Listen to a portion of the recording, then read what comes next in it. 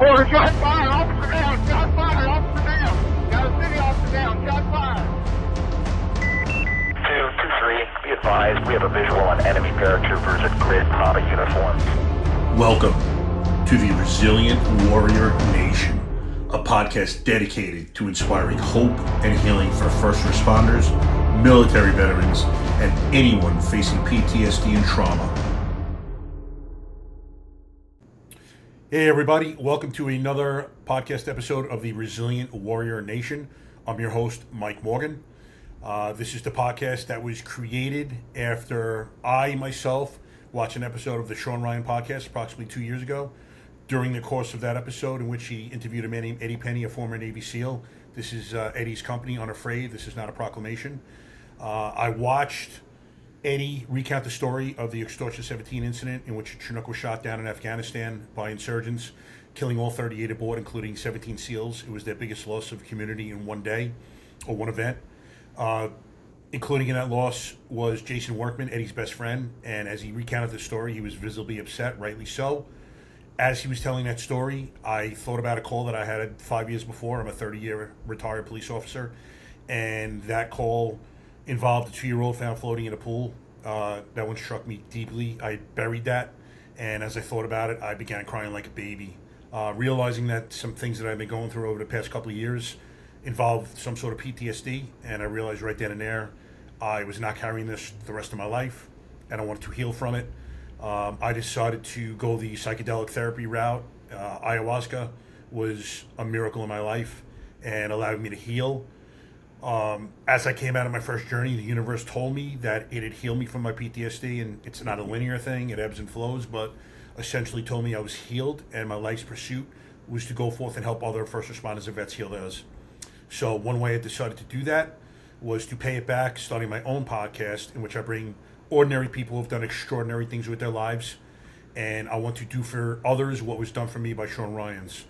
We talk about their experiences, their lives, their lowest of lows, their highest of highs, how they've healed.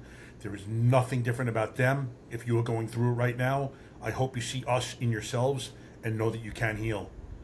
So I'm very pumped, honored to have my next guest. My next guest is Rob Bailey. Rob was born in Oakland, California, and he was raised in the San Francisco Bay Area.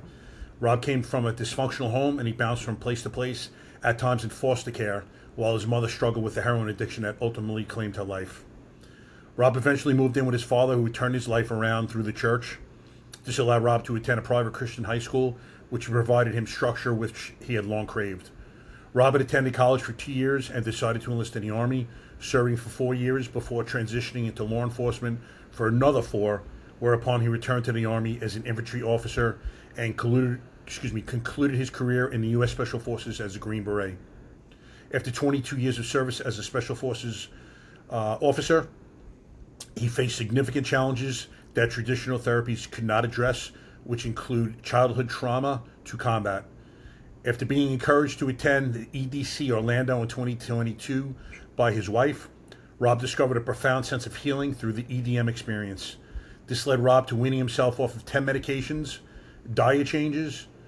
He quit drinking and essentially became a 2.0 version of himself. This led Rob to found the organization EDM 4V, whose mission is to promote the therapeutic events of EDM to improve veterans' physical, psychological, social, and spiritual well-being. Rob's vision is to become the leading organization in the EDM world for veterans.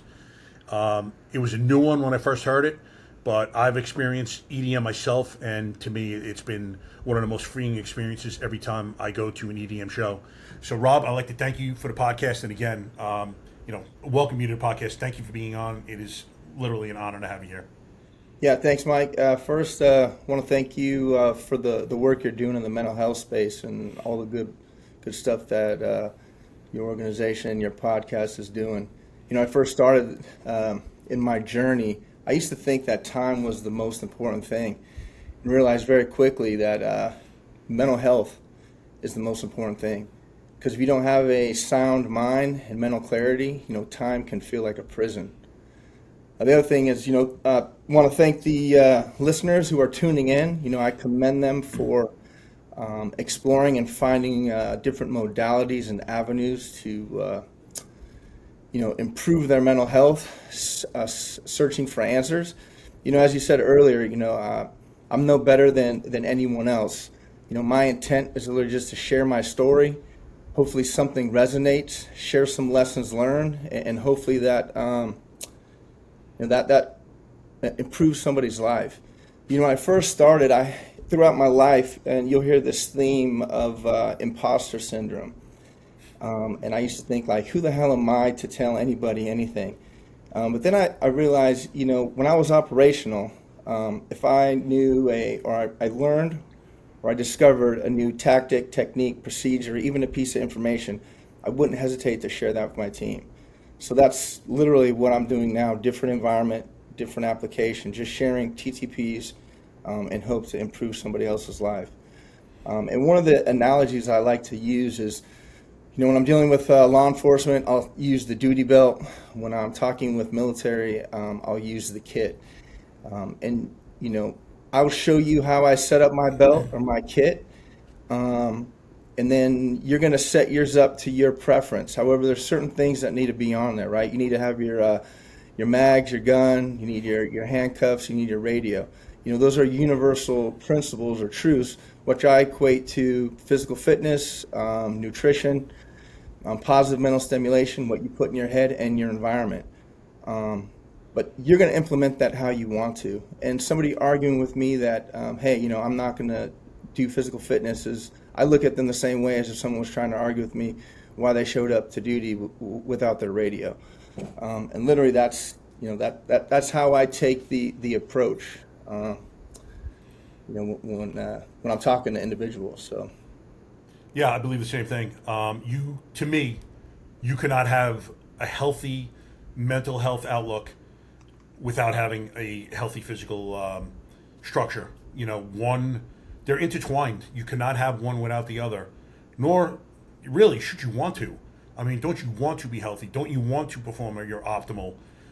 Especially in these careers, if you're in these careers that we're speaking about, man, it's life or death some days. I used to tell my rookies when I was a field training officer, your time's going to come. You're going to be tested. You're going to be in a fight for your life, a shootout for your life. Your life is going to be on the line. You don't know if it's going to happen 2 days out of the academy, 20 years in. Are you going to be ready, though? It's on you. Fucking no one else but you. And you voluntarily enter this profession. So it's coming upon you to do what you have to do to be right. Because not only do you potentially have your own life in your hands, you have mine, his, hers. You have a family to go home to. You owe it to people to get yourself right. And it's I think I laughed when you mentioned the imposter syndrome. Bob, I've been struggling with that periodically over the last year when I entered this space of wanting to help people. Like, sometimes I'm like, who the fuck am I? But you know what? I've been through everything I've been through. And again, I'm no better than anyone else. But I've been through these things. And, in many respects, hopefully I've come out on the other end. And I just want to show my mistakes, show you what I've been through, show you what I think can help, and to further echo, like how deeply ingrained this imposter syndrome is in most of us. I mentioned to you, my buddy Taylor Cavanaugh is my mindset coach. He's a former SEAL, and he just did the Cleared Hot podcast, I think it is. Andy Stump, he's a former Team 6 guy in the SEALs. Literally 2 days ago, he was there, and he's like, I'm getting set up, and I'm a little reserved because Andy's got his shit together, and I don't want to kind of talk out of turn. And he kind of mentioned something about Andy having everything down pat. He's like, bro, you think I have everything down pat? He's like, when I started this podcast, I'm like, who the fuck am I to be doing a podcast? He's like, I shouldn't be here. He's like, yeah, I was a Team 6 guy, but I got shot relatively early on in my DevGru career, so I didn't serve that many years. This guy's, doing 20 years there. So he's like, I doubted myself every day I started this. So it's like a universal truth, brother, especially to those who don't have that arrogance about them, like us. You have these, you look in the mirror and you're like, who am I? But as you answered, you've been through these things and you can guide people or just tell your story. It doesn't even have to guide them. Hopefully they can take bits and pieces, do with it what they will to help them. And that's all we're trying to do. We're not telling you how to lead your life. We're not telling you must do this. Just kind of telling you what's worked for us, what's not worked for us, and how to get to these places of mental fortitude, if you will. Yeah, my imposter syndrome was so bad, even in the face of evidence, I was still holding on to it. And it really took um, individuals shedding some light. So I've been kind of the one, because of the things I've gone through, that people have called, when they're struggling. I get the guys who are already circling the drain, they're in darkness and often suicidal. What I didn't anticipate was the level of success these individuals were going to have years later, not just personally, but also professionally. So one of them is a former teammate of mine, my former medic, who was actually the first individual who I helped prevent from killing himself. And now this guy's on a trajectory where I feel like I'm the student, he's the mentor, one of my closest friends. But I remember talking to him about this. I talked to him about everything. And, I said, I feel like sometimes everything I said is bullshit. And he kind of stopped and he goes, okay, so me being alive today, me with my new wife, me and my 3 beautiful daughters, me doing I'm a triathlete. I do Brazilian jiu-jitsu and now I'm about to be a CFO. That's bullshit. Basically it was like, fuck you, Rob. And, these individuals, all this that I'm doing, and especially in the space of this nonprofit, and it's also branching off into a life coaching, I didn't want to do any of it, to be honest with you, because of that imposter syndrome. However, how guys who are cut from the same cloth as us, we can be relentless. And these guys were absolutely relentless. I'm literally talking at least twice a week, every day for, the last couple of years, until I said, all right, I'll finally do something. And once I realized they believed in me, I started believing in myself. And through that process, I grew so much as an individual, but I also was able to refine my process that allowed me to better help other individuals. And it's been an absolute honor and an absolute blessing. Even to be here talking right now still kind of feels very surreal, like pinch myself. I can't even, sometimes I'm like, and this is absolutely amazing, where I was and where I'm at now in a very short period of time. Yeah, I feel I 100% echo those sentiments, feel the same. I told you I was kind of going through it over the past month myself, and I had signed up for a speaker summit in August. Jason Redman, his company is giving it, and because I want to get into the public speaking forum, and I need to better myself. Want to start networking a little more. Just I need to invest in myself. And as I'm going through it, I'm like, man, what are you doing? Going to this thing? Call them up and get a refund. Who are you to be speaking to people? And then as I'm going through it, I'm talking to myself more and more. I'm like, nah, man, don't do that. Don't diminish yourself. Don't diminish what you've done. Don't diminish what you can offer others. I mean, the most valuable thing I learned over the past year was psychedelics gave me the ability to become vulnerable and be able to speak to people honestly and literally like pour my heart out. And that is a huge tool that guys like us are able to possess, because for my entire life I could not do so. And now just being able to speak to guys honestly, man, the feedback that I get, it blows my mind that I get the imposter syndrome, because I get such positive feedback. Like guys literally telling me, brother, you changed my life. Like some of the stuff you're doing, some of the stuff you're saying. So that should be evidence enough. Just keep going, man. You're not Tony Robbins. You're never going to be Tony Robbins. You're not going to be him. You're not going to be him. You're not going to be him. You're you. Be you. You know what I mean? It's that perspective that you need to hold, because what you have is valuable information. What you have is incredibly valuable information and experiences, and you can guide these guys. And we should never kind of diminish our own light, man. I don't know what that is all about, but it's definitely universal throughout most of us. It is. Yeah, I'll share something else he told me, which is actually real profound and changed my perspective. He said, Rob, who the fuck are you to tell God no? And he said, I don't know why you're in this space. He said, but you're in this space, and there are men out there and there are individuals out there that need to hear your message. And that was really reassuring as well. Yeah. And I believe him, brother. I exactly what he said, I'm telling you too, because number one, we've known each other for a limited amount of time, but just in speaking to you and texting back and forth, like you have valuable information that is needed by men. And, I encourage you to just, and I know you're going to just keep going forward, but, when those thoughts come in, and they're going to come in periodically, man, just fucking shoo them right out. It's natural. They're going to pop in your head. So, yeah, so here's what I tell people is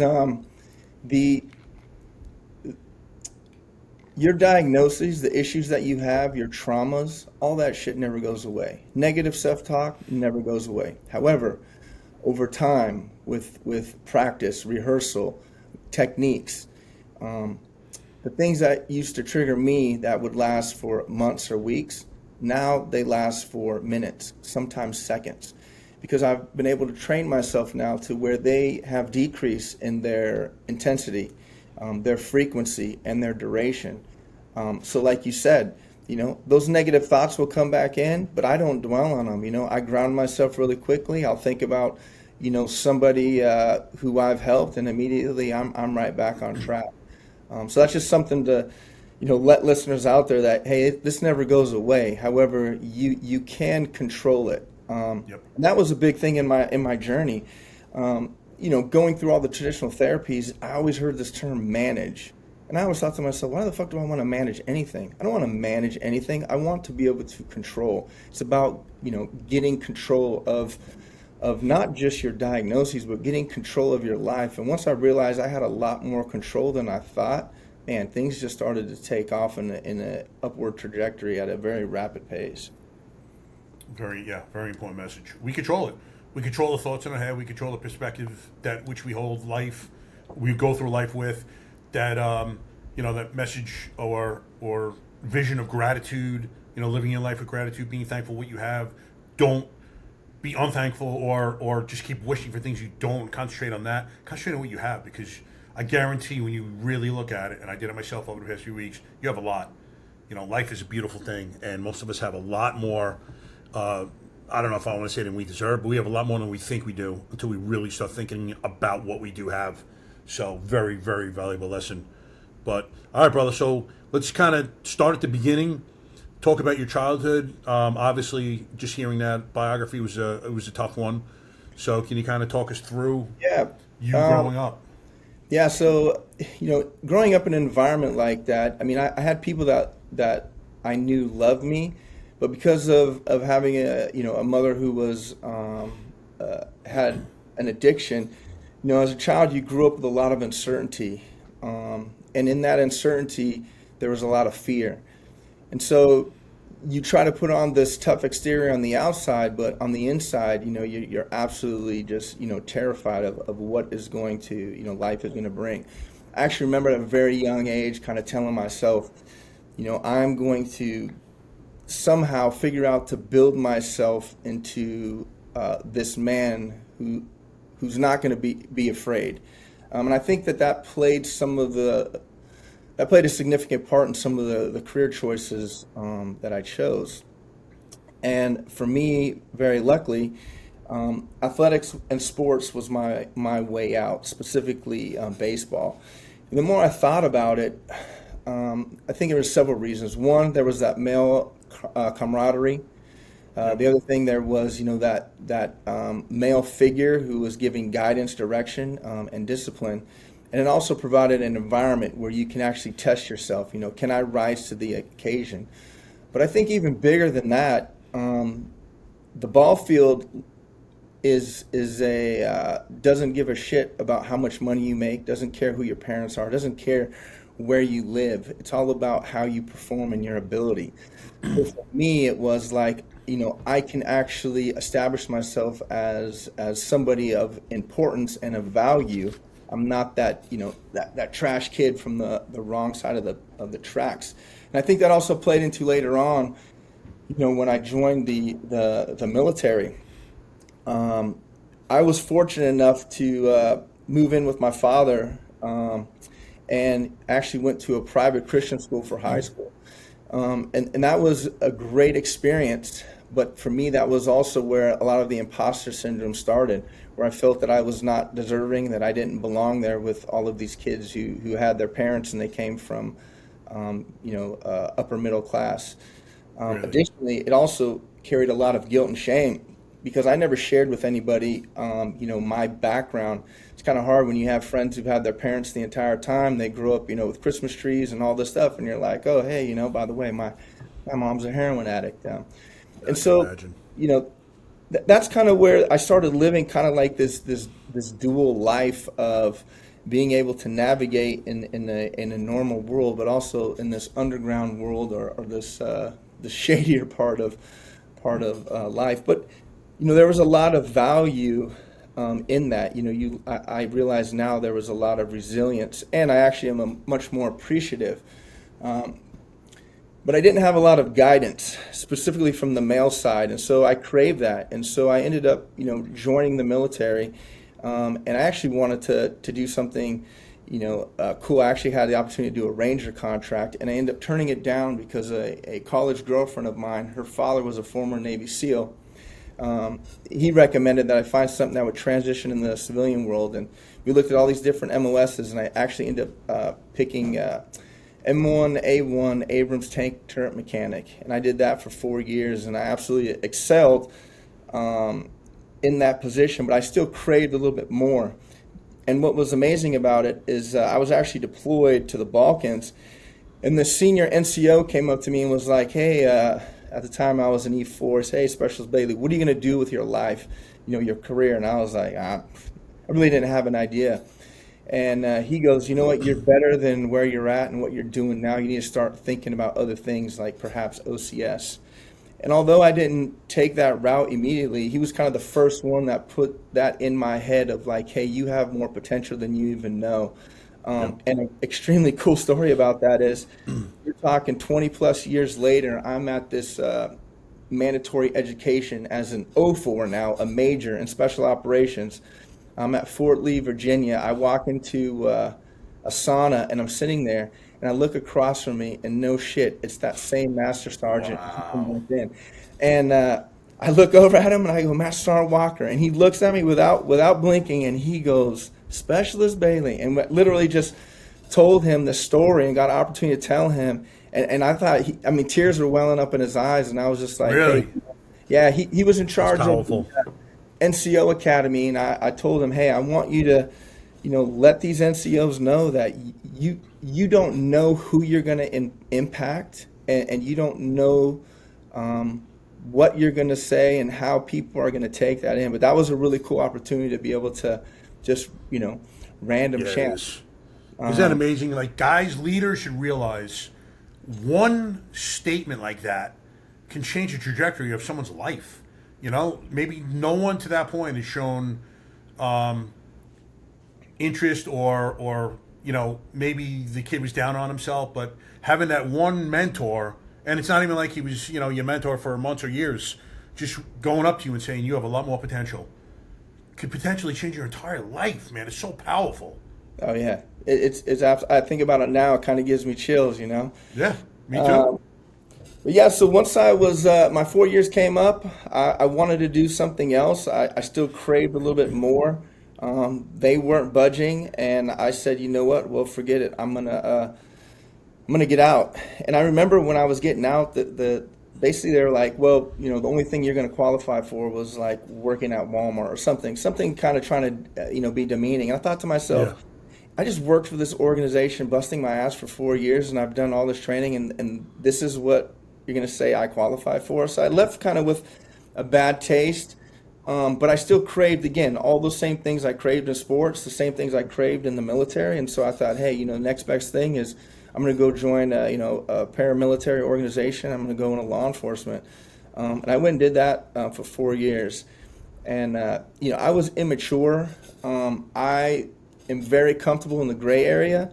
And I got my ass in a lot of slings, violating policy. I actually ended up getting terminated and then fought for my reinstatement, which I won 3 years later, but I had already joined back into the service. So during that time, I was like, you know what, I'm going to use my GI Bill. I went back to school, got a bachelor's degree, floated my family on that. I had a young family at the time, and I said, you know what, I'm going to go back in the service. And this time I'm going to go in as an officer, and I'm going to go in combat arms. So I spent 3 years as an infantry officer in the 82nd Airborne, deployed there with Iraq, and then I spent the rest of my time with 3rd Special Forces Group. And like a lot of high-performing individuals, I had my outlets were extremely high risk, living in this proverbial gray area. And it was always interesting to me that when, somebody's issues came to the forefront, it was like highlight, and everyone was like, oh my God, I can't believe this. And the rest of us were just like, holy shit, thank God that wasn't me. And Yeah. it was really interesting, our Can you talk story. about what habits these were?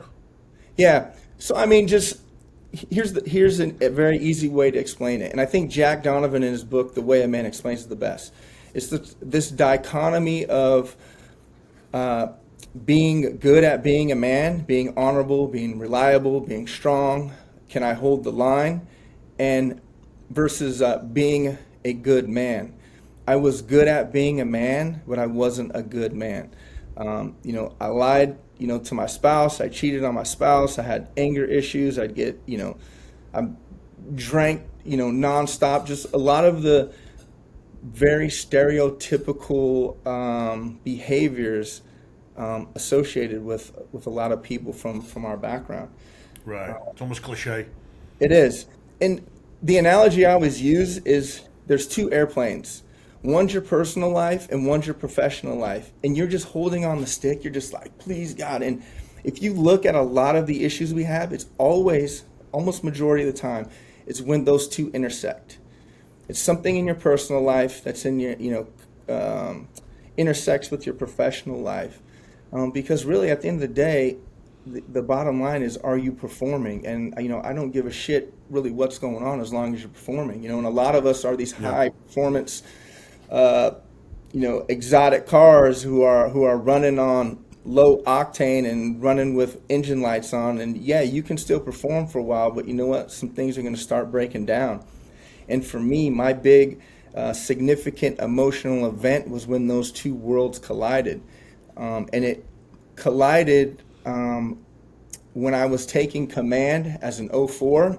I had just came out of being an aide de camp, had outstanding evaluation. I was ranked number 1 since the time I was a second lieutenant all the way to 04 with promote above peers, looking at, potentially battalion command in special operations, which is a big deal.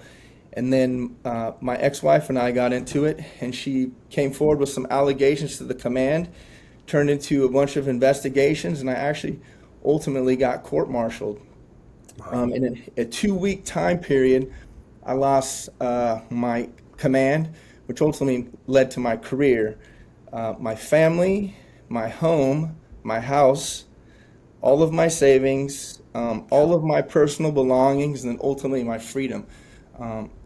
And I remember the turning point for me was sitting in solitary confinement in Fort Leavenworth, just completely stripped of everything, titles, everything, and just me sitting in this cold, dark cell. And I did a lot of blaming. I did a lot of complaining. My attitude was negative. And I used to believe in coincidences, and I don't anymore. Me either. I kept trying to get the attention of this one guard we had, and I'm like, look, can I just have something to read? I'm literally in the cell 23 hours a day, and then you send me out to this courtyard.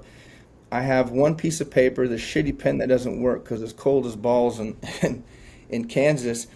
And she's like, well, the library cart doesn't come around till a certain day. And I was like, okay, I understand that. Can I just have something? And they had a cart where they had put different library books for it to go back.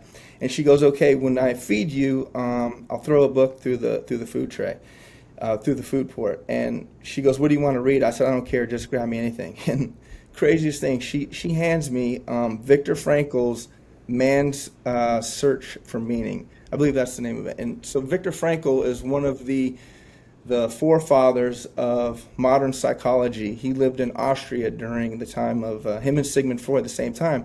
The only difference is he was a Jew, and he wrote this book while he was in a Nazi concentration camp. And Really? it was literally there the first time that I experienced the power of two things. The first one was gratitude. I was like, here I am. I have a time who's now my wife, a beautiful woman at home who cares for me, who's holding it down. I'm physically strong. I'm mentally sound. I have all this potential, and I'm over here bitching and crying and complaining. And here's this guy who's, being forced into labor. He's seeing his friends die, being tortured, etc. And this guy's finding, gratitude and hope. And so I started looking for things to be thankful about, and it literally changed my entire outlook on things. The second one, which was a little more difficult for me, was forgiveness. I couldn't understand the concept in the traditional sense. And so what I discovered was that forgiveness is not a selfless act, it's a selfish act. Because when you're forgiving for you, you're not forgiving for them. You're forgiving so that way you can sever that negative attachment that you're carrying around of these individuals, so it frees up space inside you so that way you can welcome in the good stuff. So I came up with my own term. I call it forgiveness without sympathy. That's where I wish you absolute best and I forgive you, but if you get hit by a bus tomorrow, I'm not going to lose sleep. And that was the way that I was able to make forgiveness palatable. And then through that process while I was there, it was like, just make yourself valuable. I started mentoring some individuals who were in there, who were young men who had, made some mistakes, and, started helping some of these guys, look at things a little bit different. And when I got out, I still How had. long were you in there, Rob? What's that? How long were you in Leavenworth? I was in. So I had a 4-month sentence. So when you're at, I think it was, total time was I had a 90-day sentence, forfeiture of pay, and then able to come back and retire. So that's why I was able to ultimately end up coming back and retiring due to my my performance, because I had such a stellar performance. And Sorry to interrupt. Can I ask you why solitary? Yeah, so when you first get in, they want to classify you, and especially when you come from a special operations background, they stick you in there just to figure out, I don't know, they think you're Jason Bourne, that you're going to be able to pick every lock and things. But the interesting part was when I first got there, this E6 who was running it, he goes, this guy's returned to duty. So I was returned to duty, and he looks over at the guys that escort me, and he's like, he's not supposed to be here. And they're like, well, this is where we were told to take him. And he kind of pulled me to the side, and he's like, look, man, they fucked you. That's exactly what they said. They fucked you. And I'm like, I have no idea what he's talking about. He said, bro, you are probably going to go to a housing unit where the minimum sentence, you got guys in there doing 6 to 10 years for murder and all of these things. And he goes, and guess who put them there? A fucking field grade officer. And guess what you are? It's like, bro, do not get in any more shit. And then that was followed up with, we're going to discuss the PREA Act, the Prison Rape Elimination Act. And, and everything is, then you start seeing shit happen, and then it starts becoming real. And, I am absolutely grateful for that experience, because I honestly believe that if you don't make a decision that God is putting in front of you, he will make it for you, and he will make it loud and make it bold. And I heard it loud and clear. But the thing that was the most, troubling for me is going into an environment like that, and you have a heart of a protector. And the majority of the guys that come from our background, we're not predators. We have hearts of protectors. And I think that's why we're often in so much conflict. I also believe that's why a lot of us choose suicide, because we're not the guys that are going to go out there and kill a bunch of innocent people. We'd rather just take out the problem, which we think is ourselves. Again, that's just my own personal opinion. But to go there and not be able to intervene when someone's being preyed on, when every ounce of you wants to, prevent that. I think that was, the most difficult part of that entire experience. But it's amazing. You would think even like a military prison, they're not going to be preyed upon like a typical, civilian prison. You think everyone's still like brothers in arms, but it's, you get guys who are totally the savages, right? Yeah, it's not. I mean, it's not like some, like a Pelican Bay or anything like that. Right. I mean, it was enough wake up call to be like, yeah, this is definitely not for me. And you look back and like why this, why that, and the reality is one of the things I've realized is, my professional life was stellar, above average. But my personal life was a dumpster fire on a train about to derail. And once that derailed, then it was like, this huge thing. But I know I wasn't the only individual going through that type of thing, because even while I was in Leavenworth, I still had guys who I would call, and I'm giving them advice while I'm locked up. And that's, again, it's been one of the things that's just absolutely mind-boggling. But I did find a lot of value in helping others, and through that process was able to develop my own systems and my own proof of concept. And I have, a long line of guys who I've been directly impacted their lives who are now, in my immediate circle. But when I got out, I had understood some of these concepts. At least I identified them, but they hadn't really been, impactful. But one of the things that I got when I came out there and I developed is my baseline, which for everything, which I call the iron triangle. So the iron triangle, you picture a triangle with 3 points, and the first point is physical fitness. Second point is nutrition, what you put in your body. Third point is positive mental stimulation. It means what you put in your head. And then inside of that is your environment. And that's kind of the baseline that I've used for everything, especially when, helping men. And when I got out, I remember talking to my wife, and I told her I don't have any value in the real world. Because she was just like beside herself going, I don't understand how, you have these special operators, you have these first responders who are highly trained, highly educated, highly experienced, and just stagnant in regular life. And I think there's many reasons for that, and I'll address it here in a little bit. But at that point, I remembered something that was told to me by a sergeant major. His name is Donovan Watts. He actually was killed in Beiji, Iraq in 2006. He said, some men build machines, some men build structures. You build men, don't forget that. I remember telling my wife, I said, I don't know how to do a lot of things. I said, but I know how to build and rebuild men. And her tough love and feminine wisdom, she turned to me and she said, okay, cool. How about you start by rebuilding yourself? And so that was kind of the launching pad of, okay, I need to rebuild myself through this process.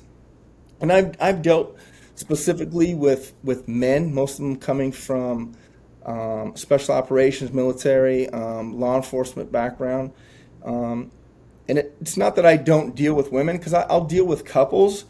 Because I had a female friend of mine, she goes, Rob, I know how you are as a man, but you talk with this over masculine tone.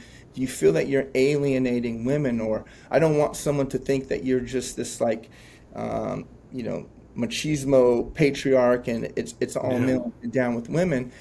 And I'm glad she asked me that question. And my response now, when I get that, is I say, I will absolutely help a woman and a female. However, I acknowledge the fact that there are certain things that women go through that I just don't have the capacity to understand or help. I have a limit.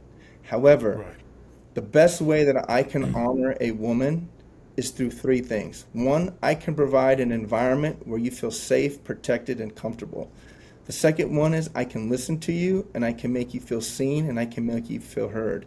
And the third one is I can return you a man better than when you gave him to me. I can do those 3 things. But there's some things that I just can't.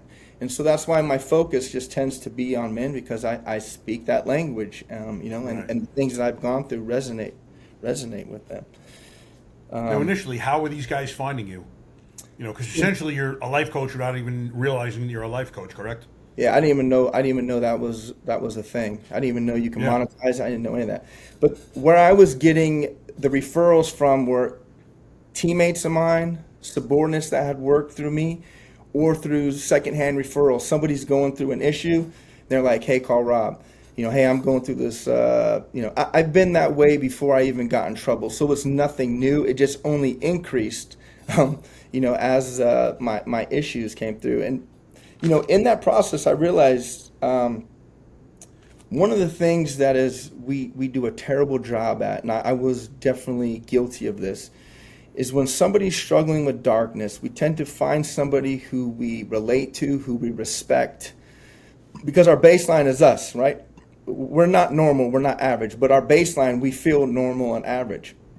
And so we find that individual, and you're like, "Hey, guess what, Rob? I'm struggling and I'm dealing with darkness." And I'm like, "Hey, you know what, Mike? That's cool. Hey, let's go fill this darkness with more darkness." And the next thing you know, we're out at 3:30 in the morning trying to find the bottom of a Jameson bottle while we're punching old ladies in the parking lot. Like not helpful. No. And so, one of the narratives that I've been really trying to change, and I have changed, is I was a great tactical leader. I could come up with a plan. I could successfully accomplish missions, all the things that are necessary for the performance of my job. But I was an absolute shit example of a man. And if I were to say there's anything that I'm proud of, it's How so? Like, what were you doing at that point to put yourself in that box? Well, just like I talked about, just like I said, someone's going through it, and you're telling them to fill the darkness with more darkness. Extramarital affairs.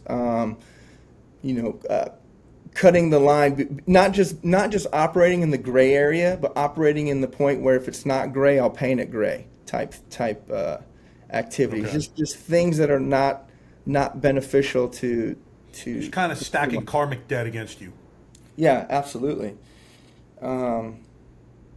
It's crazy to even be talking about it right now, looking at it. But again, it's important because one, there is hope, and two, I mentor a couple guys who are still operators, and they're young men, and I always impress upon them. I'm like, bro, if you can figure out or at least implement what I'm telling you, what I've learned when I'm 45 and you're 25, I'm like, bro, you got not only a lot of time, you are going to be crushing life.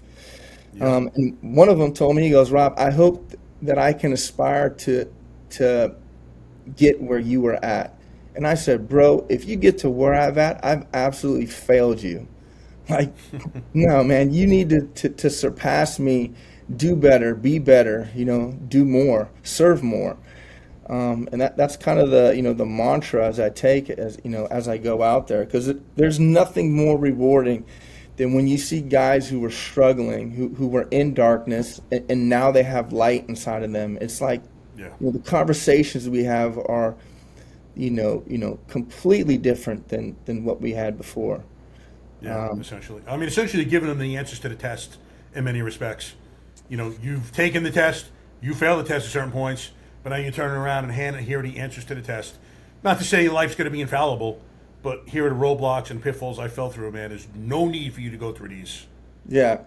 When I first started, I didn't want to help anybody. I was like, fuck the military, fuck veterans, and nobody's going to relate to me. The craziest thing is when you say that, guess what? Nobody relates to you because you're closed off. And so what started out for me as being very selfish, I now implement into my process. And I was like, I need to take care of me. Fuck everybody else. And what I learned is that doing that deliberately and intentionally without being an asshole is absolutely necessary, because I cannot give 100% of Rob to Mike if I'm not 100% Rob. You can't pour from an empty cup. So you have to learn to fill your cup first before you can go out there and start helping other people. And how that started for me was you have to have an assessment phase. And in that assessment phase, you have to do a true introspection and self-reflection. And to your point about psychedelics, psilocybin was a big help for me. I experimented a lot with it. And it broke down a lot of barriers for me, but it allowed me the space of pure introspection and self-reflection. And it allowed me to see myself for who I truly was, not what I thought, not what others thought. And what I experienced is what I refer to as this narcissistic fracture. And that's where you see yourself for exactly how you are. And there's a few other people who've experienced that. And usually what happens is, one is you deny it. You're like, I don't want to deal with it. Two, you actually have a serious fracture where you're like, holy shit, this is a lot more heavy than I thought. Or the third one, you accept yourself where you are and you're like, okay, well, I'm a piece of shit here and there. What am I going to do to fix it? And at that point, I call that, radical acceptance. That's where you accept yourself exactly where you're at. There's no bullshit. There's no nothing. That's your ground zero. Okay, and now here's my decision point. I need to decide to act, and I need to start doing something. Most of the stuff that I did, I just found by happen chance. I was like, okay, I'm just going to start doing things. And we talked about it earlier. One of the things I found was, through diet. My wife has a thyroid issue that's triggered by gluten, and I cook the majority of the meals, so I went gluten-free. I started experienced a significant decrease in pain, and talked to her doc. She said, hey, there's a lot of other inflammatories out there. I got rid of all these other inflammatories to include alcohol. And the next thing you know, I'm lose 25 pounds. My mental clarity improves. And even more impressive, I weaned myself off of 10 medications that were just, zombieing me out. Yeah. That's amazing. And what's funny, Rob, there's no stigma for them prescribing you 10 medications. But, you're talking about psilocybin, I'm talking about ayahuasca. We bring up psychedelic therapies that have been used for thousands of years, and essentially, all of a sudden, people's heads are cocked to the side. Like, you're doing what? There's a stigma for using that, this natural medicine that's been used for thousands of years, but you tell them 10 medications, no one bats an eye. It's unbelievable how our priorities are flip-flopped and how brainwashed we are, essentially, from Big Pharma. Yeah, 100%. My big, epiphany moment was just that. I was like, man, this individual who's casting, dispersion on what I'm doing didn't give a shit when I was drinking a bottle of Jameson every 2 days, or zombied out. To your point, because I used to be really reserved and hesitant to even talk about it. But then I'd be like, you know what? I've had so many significant breakthroughs on using psilocybin. Why would I not share that? Now, what I have experienced is this, because I've experimented a lot. The majority of individuals who say they're having a bad trip, they're not having a bad trip. They go into an environment with the anticipation that they're going to be on this euphoria and happy. There's a reason why the native cultures called it medicine. And all of a sudden they're like, nah, bro, we're going to talk about this trauma that you had when you were 12 years old.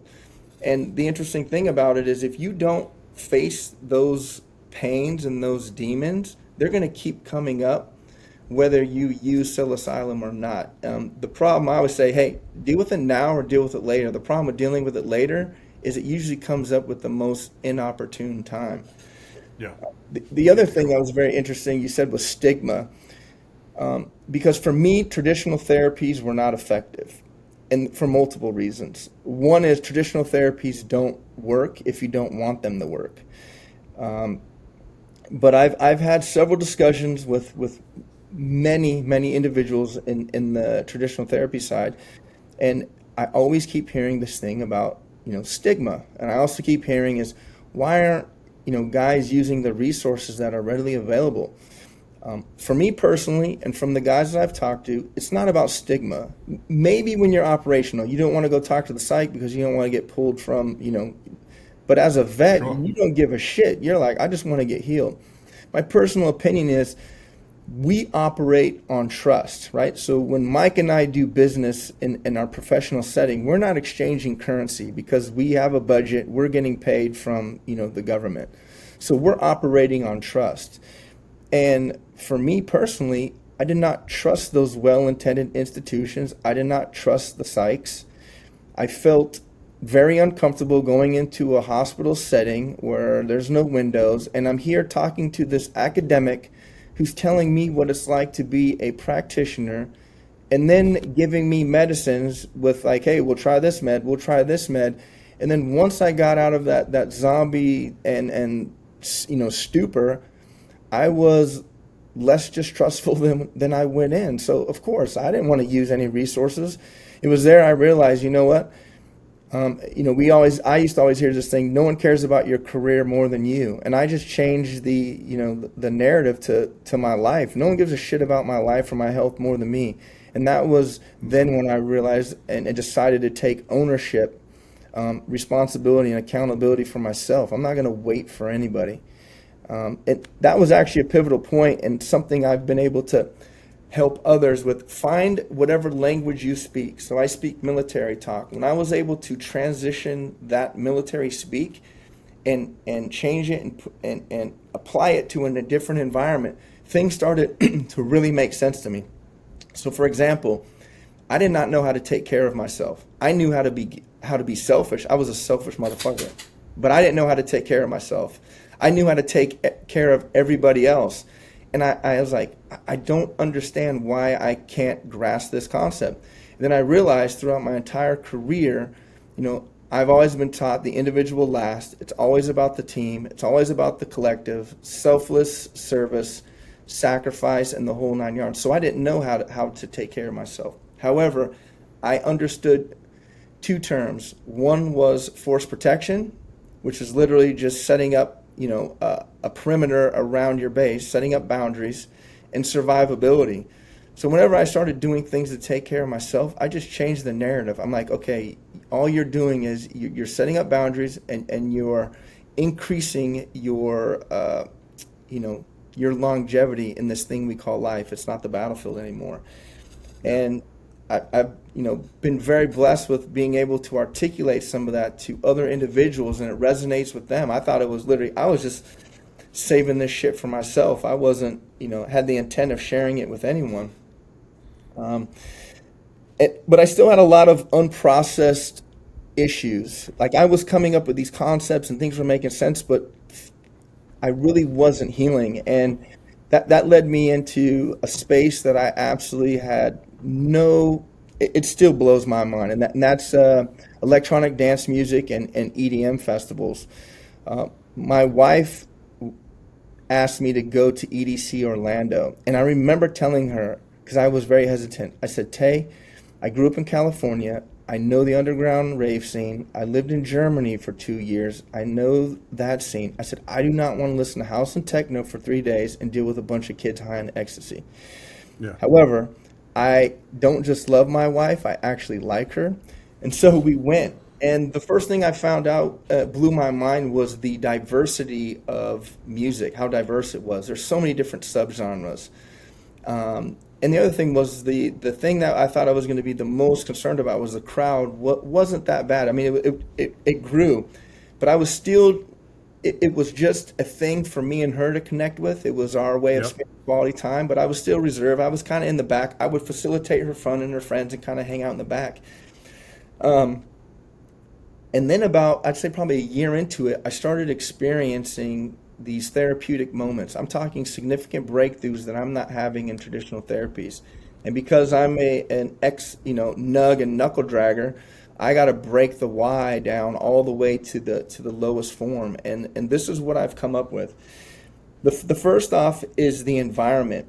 I am an individual that is very comfortable in ambiguity to the point that I thrive in chaos. I first recognized this when I moved in with my wife, and there was no tension, there was no stress, there was no arguing, it was peaceful.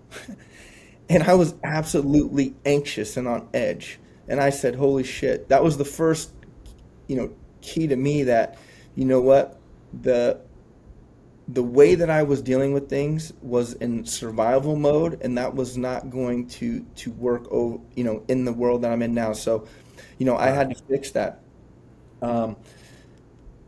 It's what you learned as a kid from the get-go. You're living in chaos, I'm sure, with your mom, and you just adapt to it, and then you get used to it, and then you seek it. It's amazing. And the environments and the career fields that we chose are extremely dynamic. That it just fed that. You thrive very well because it's very dynamic. You got to make a split decision. But when you get out, so the crowds at these EDM festivals, they're so dynamic. You have lights, lasers, the reverberation of the bass. To me, it fed that stimuli that I was craving in the military, but this time it was in a positive setting. The second thing is this philosophy that they have there. They have this culture of plur, peace, love, unity, and respect. The first time I ever dealt with it, I remember this cute little raver girl comes up to me, and she was like, "You look like a rave daddy, and you don't have any candy." I had no idea what she was talking about. I'm like, "Man, I don't know what she's talking about." Like, she's asking me for drugs. I'm not a pedo. Yeah.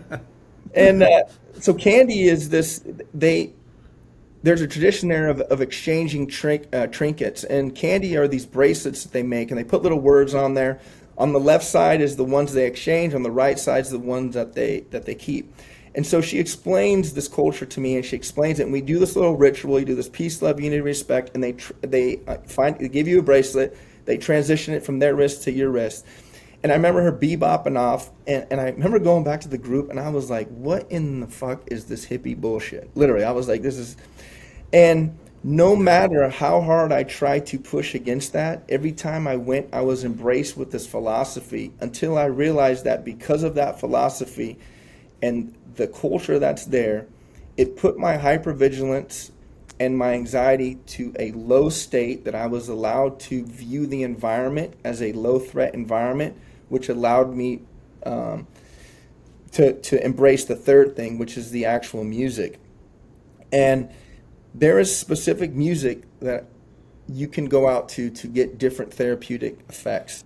For me, the most therapeutic music that I've come across is the music that mimics the natural rhythm of the human experience. So you have highs, you have lows, you have everything in between. And the music that I've found, there's artists like Seven Lions, anyone on their label, Trifecta, Amity, Midas, Alinium, Slander, and one of my favorites is Excision. I was able to go to these different sets, and because of the music has highs and lows and everything in between, I'm literally sitting there processing, a multitude of emotions in a very, very short and quick period of time. It's absolutely amazing. And at first, I didn't want to tell anybody I'm running around, at raves. Here I am, in my 40s. I'm an ex-special forces officer running around at raves looking for therapy and healing. But I started having friends and teammates go to me like, "Bob, what the fuck are you doing to fix yourself?" And I'm like, "Bro, you'll never believe it." And I started sharing, my lessons learned with them, started inviting them. They started having similar experiences and similar breakthroughs to the point like, okay, maybe we're onto something. And the more that I went to these events, the more I ran into veterans, and it culminated. I went to Groove Cruise 2024, and the founder there, Jason, phenomenal guy, phenomenal organization. I was actually listening to Trifecta, who's on the Seven Lions label, and that's when the idea for EDM for V was born. I literally was like, hey, there's no organization that connects the vets that are in this community to one another, nor an organization that connects vets on the outside to it. And so in 2024, we launched, EDM for V, electronic dance music for veterans.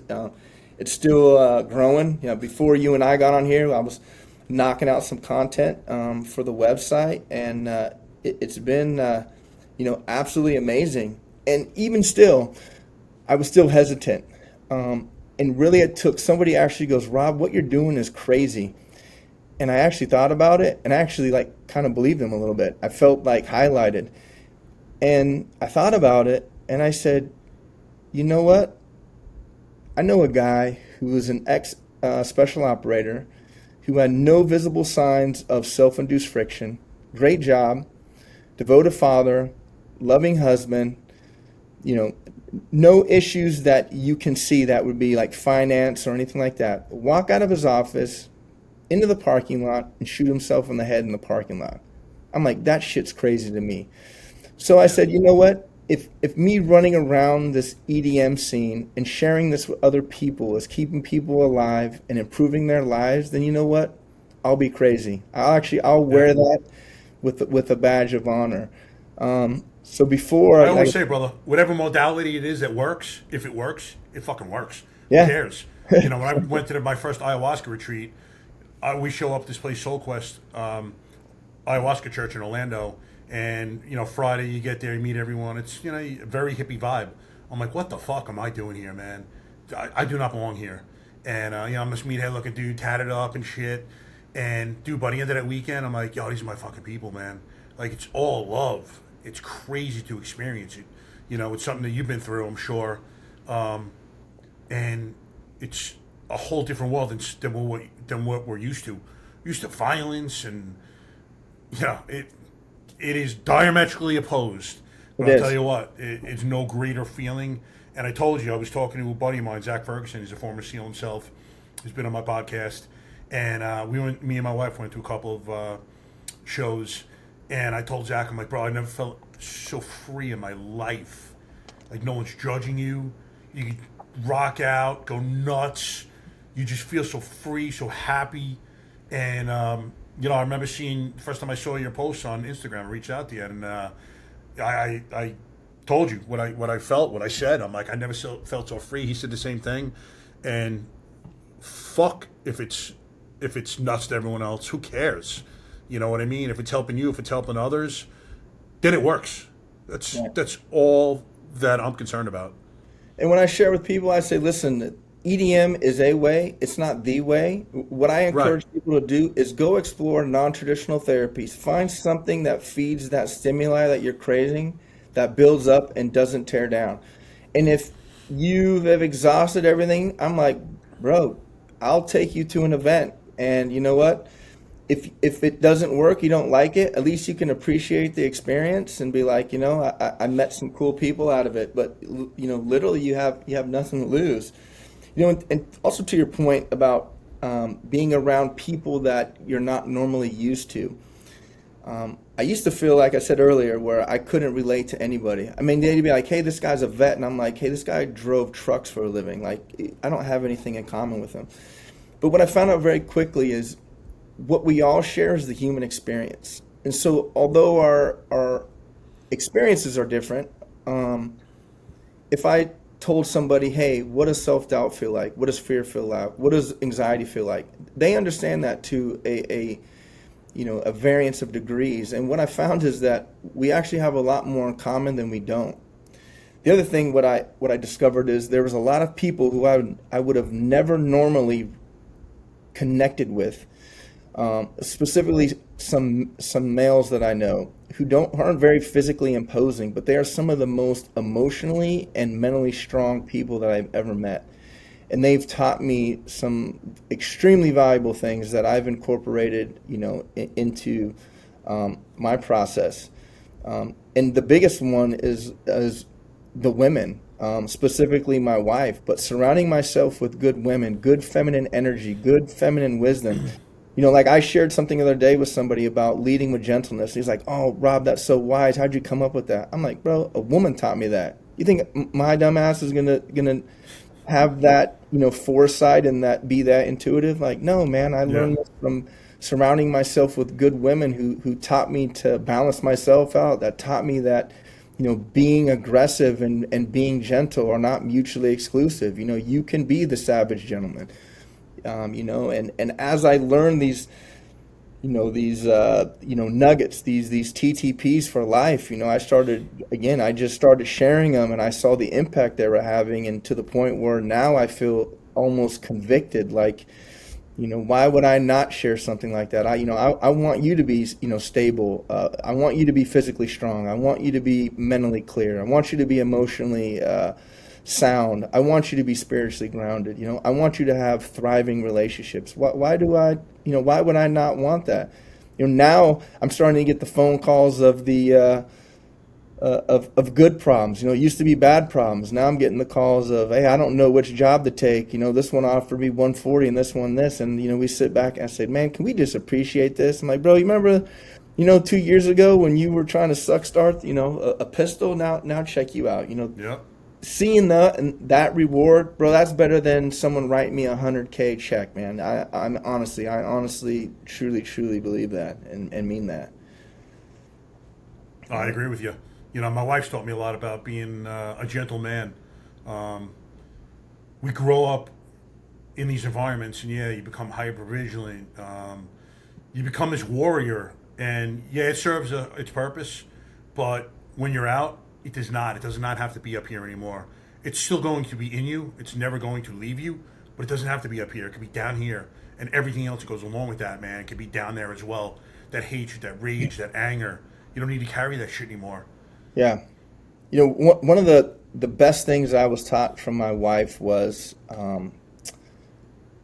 loving yourself and then respecting yourself. And she told me something profound one time. She said, how can you ever love me right if you don't even love yourself right? I'm like, what the fuck are you talking about? I love me. She's like, no, you're selfish. You don't love yourself. And then once I learned to love myself, she taught me another valuable lesson, and it came in a very, very harsh way. I would say harsh. She's a very tough woman. She has a lot of feminine wisdom for her age. And she basically told me, I have expectations that you are for you as a man to meet. I have certain standards, and you're either going to meet them or I'm going to find somebody else who does. And I never had anyone talk to me like that. I'm like, man, the ball's on this chick. Yeah. What I realized very quickly, it wasn't that she was It's a being healthy woman. Oh, yeah. She wasn't being a bitch. She wasn't being... No. She had so much self-respect for her. She said that I love you, but I respect myself more. And I incorporate that now when I talk to men, especially when it comes to men loving women. I say respect over love. And the reason being is it isn't a woman's nature to be loving, to be nurturing, and to be forgiving. And a woman has the capacity to love you and not respect you. And I would never, ever want to be in a position where my wife loved me and did not respect me. Yeah. Just, one of those things. And I love passing those things on because, it's important, as we said, you swing one way. I swung one way where I started becoming really, really soft. And it's all about balance. Like I said, you can be a savage warrior. You don't have to be soft. Exactly. And kudos to your wife. I say it all the time. When you go through this pain that we go through in life, you could either duck it or you can feel it. You can dull it with substances or you can feel it. But when you feel it and you go through it and you heal from it, you come out a healthier, more resilient individual on the other side, like your wife. And you're capable of having healthy relationships. And you respect yourself. And you don't look for others for your happiness. And I love that she said, you need to meet me here, as opposed to her going down to your level. Not to say you were down that level, but, if she perceived you at that point, then, because look at how many guys and girls that you've seen in your lifetime that are with people that you just can't reconcile. Like, what is he doing with her? What is she doing with him?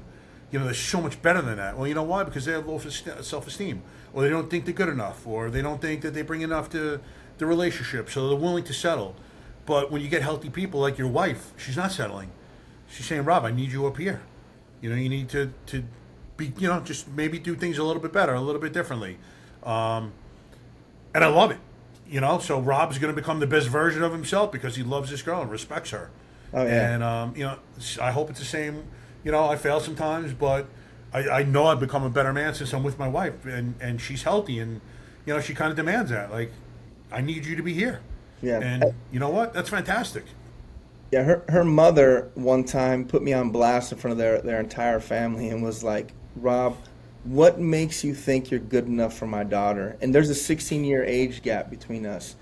And I remember looking at her mom and said, you know what? I don't deserve her. And that's why I treat her, the way that I do. And that's what I thought about now. Now I look at it differently. Now I strive every day to be the man that she needs, the man that does deserve her. And having that accountability, is absolutely huge. And that's one of the two challenges that face a lot of us in our transition. It faced with me the challenge of accountability. The best part about being out, no one's telling you what to do. Worst part about being out, there's nobody telling you what to do. And then it's also exacerbated with this sense of entitlement, and that varies. My entitlement was, I used to be a ground force commander in charge of 11 other operators, and now I'm relegated to taking out the trash, picking up dog shit in the front yard, and I'm dealing with this fat fuck at Walmart who's giving me lip. And we all go through various levels of of degree of that, and also two questions that were huge, and this is across the board I've run into. Two questions. First one is, who am I? Because my identity is no longer a uniform. And the second one is, what is my purpose? Because I don't have a mission. And so my process now is, I just use the process that worked for me. I work on getting guys stable, and that's working on the big three: sleep, mood, and pain. And then once you get to a place of stability, then we can start working on a purpose-driven life, because I absolutely believe, and I was a product of this, a man that doesn't have purpose will chase pleasure, whatever that pleasure may be. Yeah. And it's By all something hands of the devil's work. Absolutely. 100%. So is that, as you go through and you're helping most of these guys and they're coming to you for help, is that the predominant themes? They're coming to you, who am I and what's my purpose at this point? Yeah, most of them are going through, either they're in darkness or circling the drain or suicidal. Now I'm starting to get individuals outside of that, which I realized were coming in like, perfect example, I have one of my closest friends, never been in the military, but he's a fit guy, and how him and I met was, we were literally at a social event, and when I feel convicted to talk to somebody, I do it now. And one of the things I try to do is I try to give compliments, especially to other men. And I remember talking to him, I say, hey man, I'm not trying to pick you up or nothing, but I'm letting you know, hey, I appreciate you have a good presentation as a man. Like, you shook my hand, you looked me in my face, you're physically fit. I can tell you're in your 40s. And Command presence. that was literally our conversation. And then a while later, I get a phone call and from his wife, was like, hey, I don't know what the fuck you said to my husband, but I'm having a birthday, and we want to invite you actually to Lost Lands, which is Excisions Festival in September. Phenomenal, by the way, my favorite one. And Where is that? it's Lost Lands. It's a music festival. Whereabouts? It's in Ohio. I forget exactly specifically. And I'm thinking it's like a birthday party, a bunch of people. No, it's literally this couple and us. And I'm like, hey, we're going to scramble around. We'll figure out transportation. He's like, hey, don't worry, I'll come pick you up in my plane. He has like this little 6-seater, plane. Picks us up. And, we literally just broed out and sharpening iron. And I started impacting other people outside of that military and first responder, because at the end of the day, we all have these, those of us who are cut from the same cloth, we all have these same desires and things as men, and one of the things that, I helped him out through my process when I first started doing this, right? You start out here and then you swing kind of to the right where you're like, now you're feeling where you're getting too soft. And when I first started doing the EDM events, I used to dress up with my wife all the time. And it was fun. It was a way to connect. But as I started growing into my own identity, my own authenticity, I started feeling emasculated a little bit. And I used the metric of the Rob metric. If Rob was looking at Rob, would Rob respect Rob? And the answer was no. And so I told my wife, I said, look, Tay, I love doing this with you. I love dressing up with you, but I don't respect myself right now. And if I'm trying to target a specific group that's like me, they're going to look at me and be like, hey, this guy is a fucking clown. And it's not to say those environments, you can dress up, you can do whatever you want. I'm not knocking any of that. I'm just saying this was for me. This was for Rob. And so I went the abstinence route. And then I realized, that it didn't hurt her feelings, but I think she was a little disappointed. And so then I said, you know what, Tay? There are times if you want to dress up and we're going to go in costume, I have, one rule, and that's I get to make it my own. So that way I feel comfortable as Rob Bailey, and I respect Rob Bailey. And the way I was able to justify that was if I had a daughter, a small daughter, and I was in her room and I was sitting at a plastic table next to Bobo's, the fucking stuffed animal, drinking tea with a tiara on my head, people would look at that as very endearing. And so when I go and dress up, I'm literally just playing with my wife. I'm connecting with my wife. And so that's how I was able to justify it.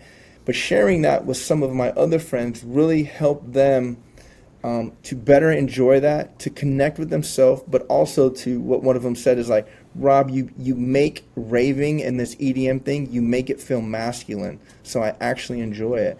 And, you know, we are very tribalistic by nature. And one of the pillars of my organization is social, because when I went through my stuff, I insulated and I isolated, and a lot of guys do that. So I force people to engage and connect, because we're not supposed to be doing this stuff on our own. Go back to our accountability. You have to have a group of brothers who are, you know, you share the same traditions, speak the same language, have the same rites of passage, but also, you know, enforce certain standards and enforce accountability. And so, you know, I have a good group of guys that are in my circle, and, you know, that's what we do. And it's also an environment where we can talk openly about stuff that we're struggling with. I'm not, you know, we can say something and it's like, oh, bro, I was dealing with that too. Thank God you said that, because I was kind of feeling like, you know, the best way I use it when it feels soft, we call it squishy. Feels kind of squishy, you know? Yeah. But no, it makes sense. Yeah, I think one mistake we all make too is we think everyone's got to figure it out. And I'm here to say that no one's got to figure it out that I've run across. First of all, people let you see what they want you to see of them, number one. Number two, others may be doing better at various points, but no one's got to figure it out. I don't care who you're talking to. Someone was just telling me that they saw an interview with Brad Pitt, and Brad Pitt said that he never goes to his premieres, and they asked him why.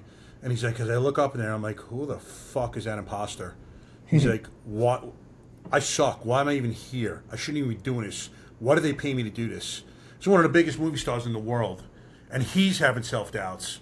So, again, it's universally across the board. You know, you'll get guys and girls who are delusional, who think they're God's gift to mankind, number one, and they can do nothing wrong. But, you know, there's no self-awareness there whatsoever. But if you literally look at quality individuals, I think across the board you get that same thing where, you know, again, we have the imposter syndrome. We have the, you know, he's got to figure it out, man. Why can't it be more like him? No, you know what? There's only one person you have to worry about. It's the guy who's looking back at that mirror, you know, and life is more a mirror than a window.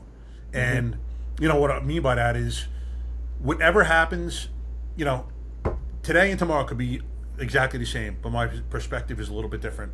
And life feels so much different when that perspective changes.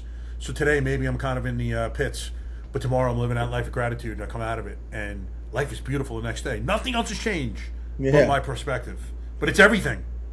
You know, one of the things that you brought up is a good point is, you know, comparing, because I did that too. I'm looking at all these people to my right who are elevating and go like, oh man, who am I? That, you know, like you mentioned Tony Robbins. There's all, you know, all these individuals.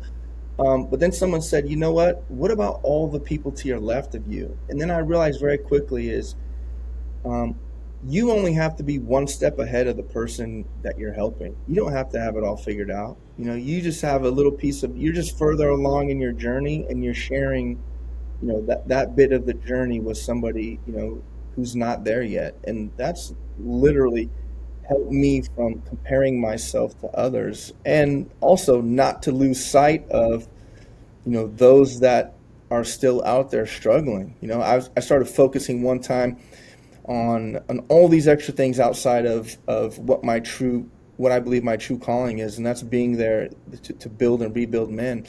And I remember I was so focused that I missed all these phone calls from a friend of mine out in Montana. He used to be a dog handler for Ranger Battalion.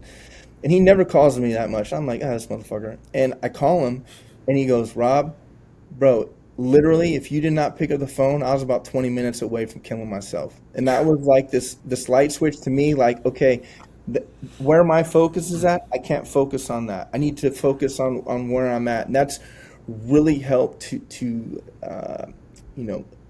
narrow down and what's a distraction and what not, and where my purpose and where my space is at. And again, I That's think so that powerful, brother. That is a powerful story. whew, yeah. Holy shit. It's wild. And again, I get that all, and so someone once talking with a provider goes, well, Rob, you have an education, you have a master's degree. Why don't you go in the clinical space? And I told them, when it comes to warfare, I don't like restrictions. I like unrestricted warfare. And I don't like to be pigeonholed, or I don't like to be put in a position where I'll break the rules, because I will. And if perfect example, a first responder, a firefighter, a guy in my circle, not close friends, but I recognized through social media, I can tell he was struggling. I reached out, talked to him for a little bit. He was good, and then got a call one time from him. He goes, Rob, I'm in Texas. I'm walking through my property. I have a gun in my hand. I'm about to kill myself. And I said, well, I appreciate you didn't. But to the point, if I was a clinician, first thing I would have said was, hey, brother, I'm really sorry, but I am only licensed in Florida and you live in Texas. And secondly, you just uttered a suicidal ideation. So even if I was, I have to send you to the appropriate authorities. But instead, what I said was, okay, I appreciate you didn't, but part of my vetting process is the first thing the individual has to do is they have to verbally say that they want help. The second thing is you have to demonstrate, because I used to get what we call assholes. People ask you for stuff and then they never follow through. So you have to demonstrate to me that you want to do it. So I said, okay, bro, if you're serious, you'll be on a plane tomorrow to Tampa, and if you can't afford it, I'll pay for it. And he jumped on a plane. He came out here, spent 2 weeks, spent a week with me, and now he's doing phenomenal. But that's one of the reasons why I don't. And so for me now, it's more of, I want to help traditional therapies reestablish trust with the individuals from my community. And I also want to work alongside them to augment. I'm not trying to replace or any of that. I'm trying to provide another option, because non-traditional therapy is therapy, whatever that may be. And I want to work in tandem, because guess what? I can't prescribe medication. There are certain things that a provider can do that I can't do. But guess what? There's certain things that I can do that they can't do. And I think if you mirror those together, it just makes sense that you're going to have you'll have more, without sounding cliche, combat power to attack a problem. Yeah, very good point. So let me ask you, during the course of that 2 weeks when he's at your house, how does that play out? How do you get him to change his attitude?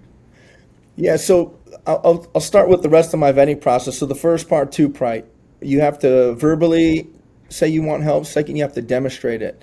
2 parts. The second piece of that is accountability. You have to give up some of your accountability to me. You're not going to go ahead and continue the same behaviors or go back to the same environment. Also with that, I get unabridged access to your significant other, because it burned me in the past before. Where I was getting one side of the story, and my wife's a bitch and she's this and she's treating me like a child. Then I end up talking to the wife, come to find out, this individual wants the privileges and benefits of a man, but he's acting like a boy, and wonder why his wife's acting like a mother. So again, you get burned and you refine your process. Yep. And then the third one is give back. And the first one is give back to yourself, right? Just like forgiveness. And I think we left that out. You have to forgive yourself first, right? So you have to give back to yourself. You have to fill your cup. And then the second thing is you have to give back, because guys, they're like, hey, I owe you this. I'm like, bro, you don't owe me shit. You know what you owe me? You owe to pay it forward to the next individual like you. But how it usually works out is we just start having conversations, and I just listen to what is going on. And then we just talk about it. And self-actualization is the best, because once you see it, you can't unsee it. If someone asks for advice or asks, hey, Rob, what did you do? I'll share that with them. I try not to give a lot of advice. I try to give like general universal things and let them implement it the way that they see fit, but the majority of the time is guys just want to be heard, and they want to know that like they're not fucking crazy, because you feel hopeless, Yeah. you feel helpless because you insulate and isolate, then you realize like, oh shit, I'm not the only person that's feeling like that. Matter of fact, I got so we always leave one room in our house open. I mean, I got my boy over here, Josh. He just walked in, and he came in during a transitional period. Stayed with us for a while as he transitioned down to Tampa, and he was struggling with different things like alcohol, and again, he figured all that shit out himself. I just provided the support. But he got to a point of stability, and then then we started looking at a purpose-driven life. It's like, bro, what do you want to do? And he already has a very good physique. He goes, bro, I'd love to walk on stage one day. And I said, bro, you should have never fucking put that out there for me. So I immediately called my boy, he's a former SF colonel who just retired. He's going to compete this week in Indianapolis. Nice. And Kenyon Leno, and put those two guys together, and now my boy Josh here, he's struggling right now because he's in his cut phase right now, but he's going to walk on stage for the first time in August. So those success stories like that, like I said, bro, better than somebody giving me a check. And I'm sure these guys could probably articulate a little bit better the impact that I had. It's just I can't ignore it anymore because I have a list of them now, these guys where they were and where they're at now. Nor should you ignore it. It's phenomenal stuff that you're doing, brother. I wouldn't be able to ignore it even if I wanted to. Again, I'll get these, this compulsion, this conviction that just gnaw at me. It gnaw at me all the time to the point that I'd either go insane or, you have to do something about it. So It's unbelievable. It's a calling, man. I mean, you can't. You have to feel that way, right?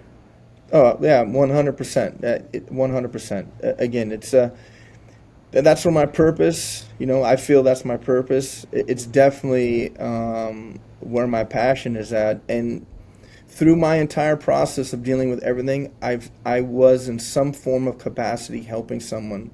And what I've discovered in that is a couple things. And the first one is I don't think there's any greater good that you can do in the world than help another human being.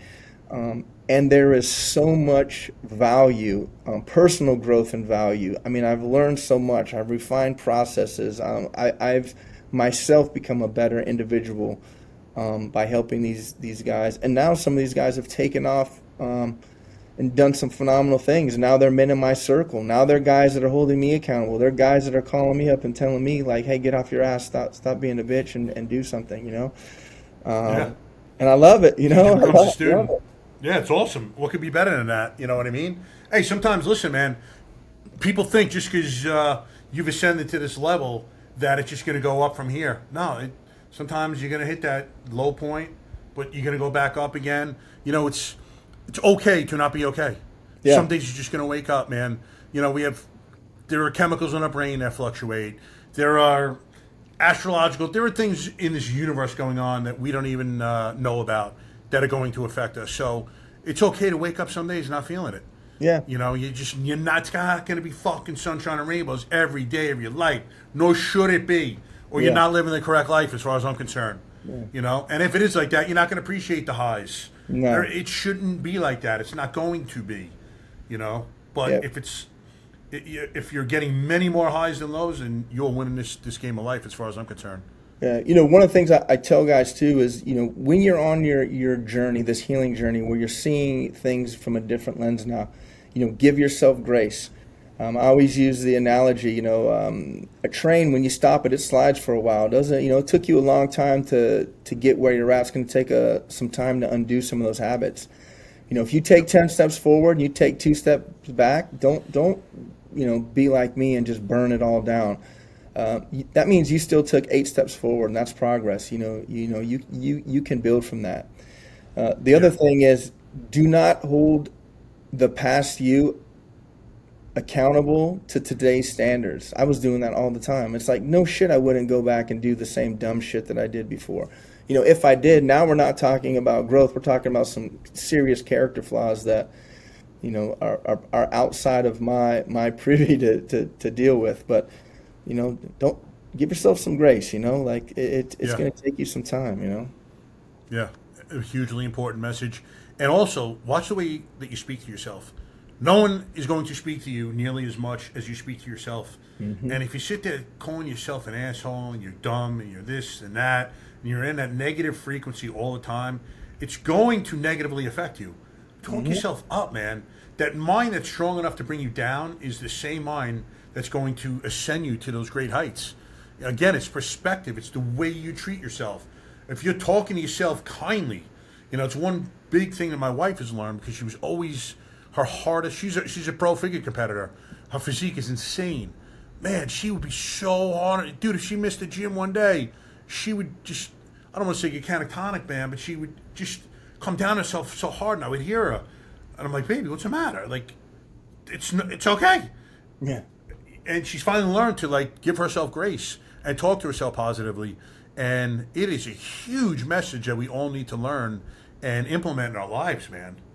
Yeah, it is. It's huge. One of the things I always hear guys will tell me, say, I'm a piece of shit. And I'm like, no, bro, you did some piece of shit things, but you're not a piece of shit.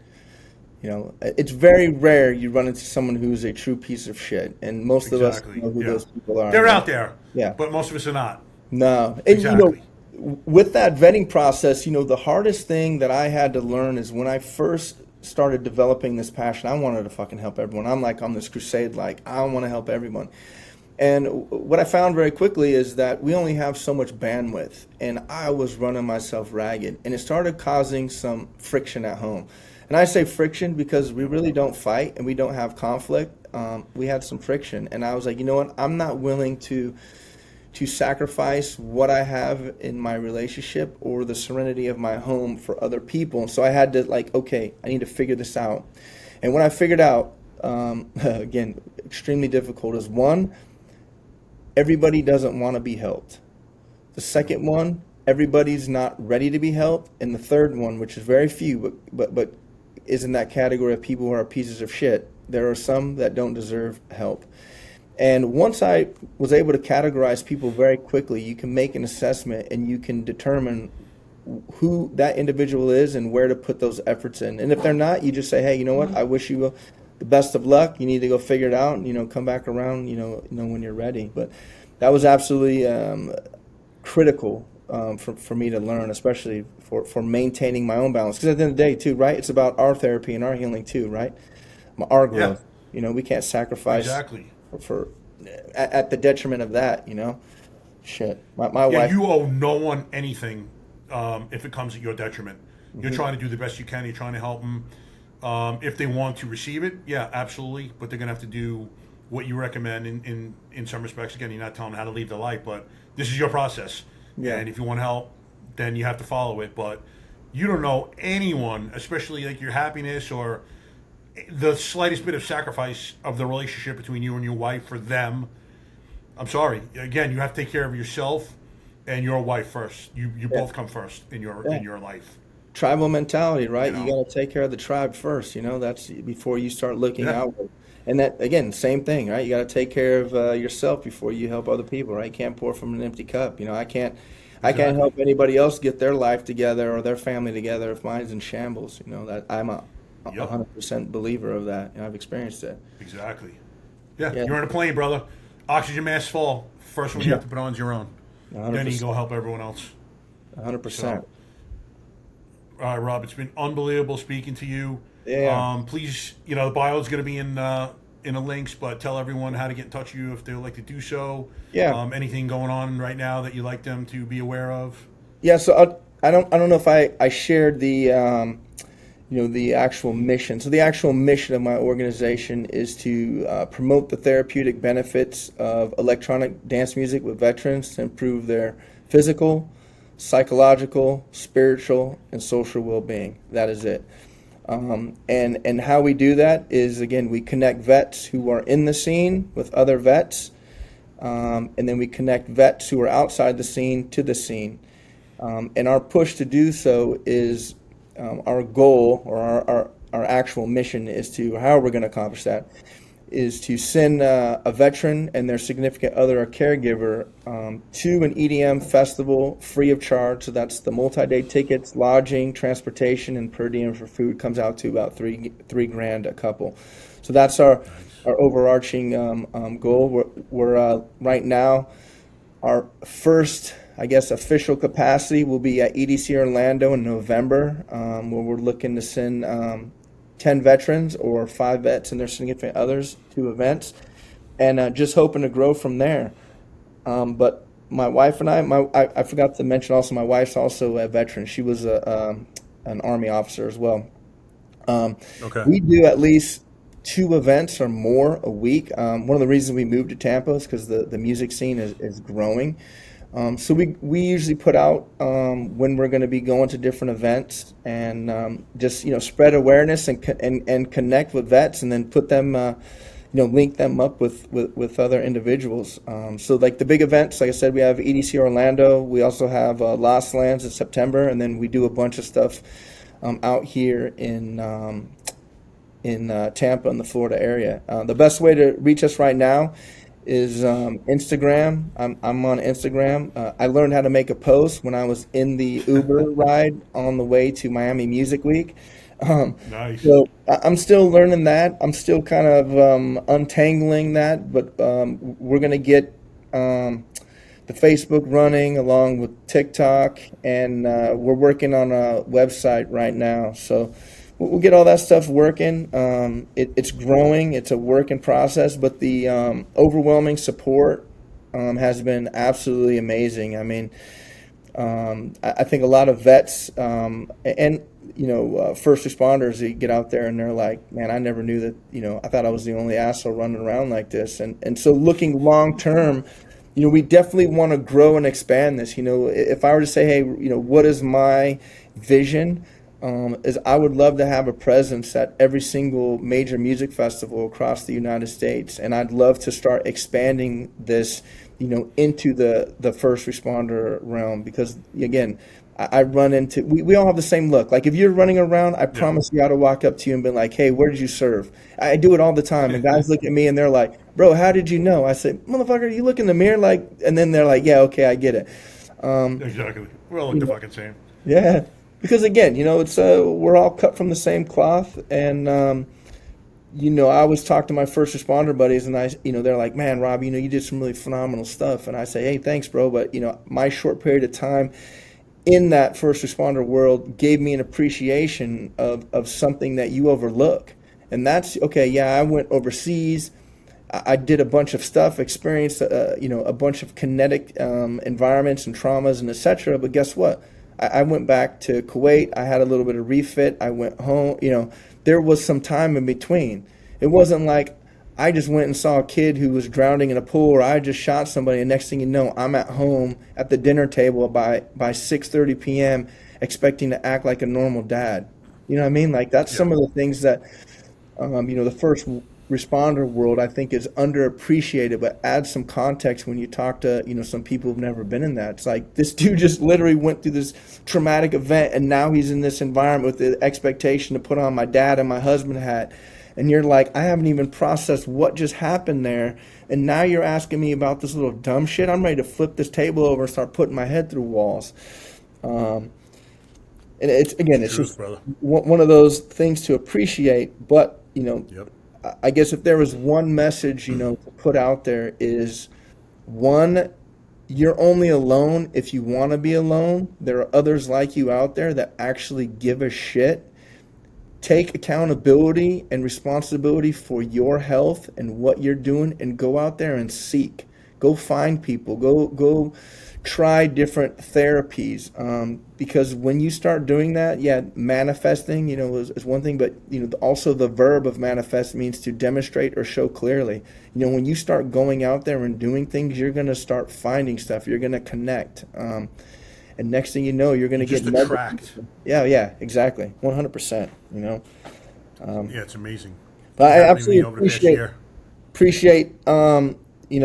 This is my second time I've done a podcast interview. The first one was, this one has been by far my favorite. I hope this just builds on this, but I appreciate what we're doing. I appreciate you allowing me to talk, and I'm honored and blessed, and it's still surreal. You know what I mean? Like I think back of where I was and where I'm at, and I'm like, holy shit, man, I can't believe it. You know what I mean? So I always tell people, if I can do it, you can do it. I mean, there's no excuse. Exactly. You know, like you said, what you say yourself.